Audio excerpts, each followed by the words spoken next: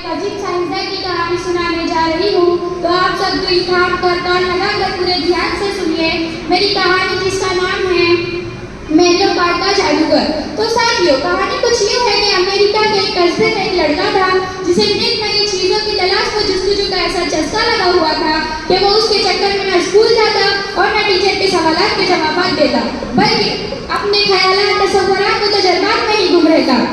लिहाजा टीचर के सवालों के जवाब न देने पर स्कूल टीचर ने उसे डांट फटकार लगाई तो उसने स्कूल जाने से ही इनकार कर दिया।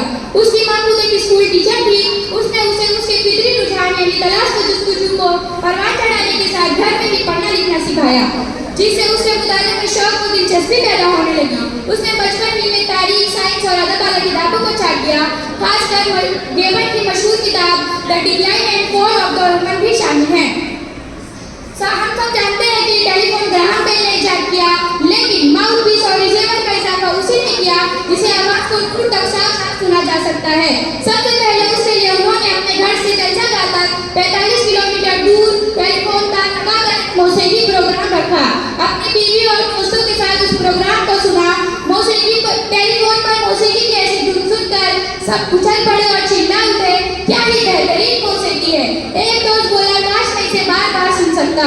दूसरा दोस्त मजाक में बोला, मौसीकी की खराबी है कि जैसे पैदा होती वैसे ही मिट जाती है। एक और शख्स ने दिल लगी में कहा, अगर हमारे मेजबान चाहे तो मौसीकी और पेंटिंग के फर्क को मिटा सकते हैं। उस शख्स ने अपने दोस्त की बात दिल पे ले ली और अपने एक माहिर कारीगर दोस्त जॉन कुरोसी को बुलाकर एक अजीब सी मशीन का खाका सामने रखते हुए कहा, कुरोसी, तुम्हें ये मशीन तैयार करनी है, जल्दी बनाना है। जिस कदर जल्दी हो गया, सारी तफसील सामने आने के बावजूद कुरोसी को समझ नहीं आया कि ये मशीन किस काम आएगी। आखिर उन्होंने पूछ ही लिया कि जनाब, आखिर ये मशीन किस काम आएगी। उस शख्स ने निहायत संजीदगी से जवाब दिया, कुरोसी, ये मशीन आदमी की तरह बोलेगी।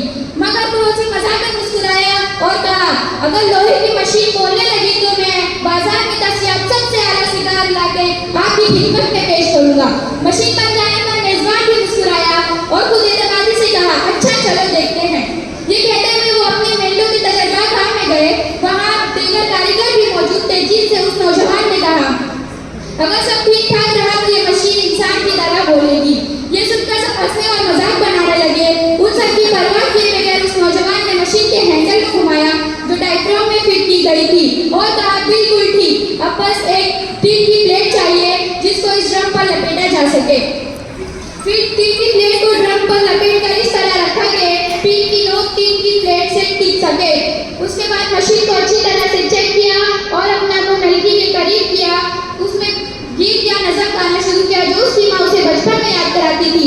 मेरी के वो नन्ही भेड़, बर्फ से बुर्राक बालों वाली, मेरी जाती जहाँ जहाँ, भेड़ भी जाती वहाँ वहाँ। वो गीत गाते जाता, हैंडल घुमाते जाता।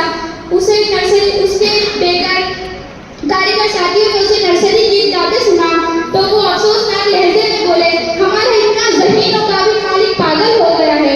उस नौजवान ने ड्रम को दूसरी जानिब घुमाया और मशीन और पिन की नोक टीन की प्लेट से लगाया और हैंडल को दूसरी उल्टी जानिब घुमाने लगा।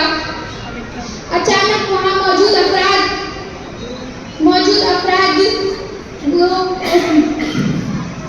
वहाँ का मंजर देख के दंग रह गए।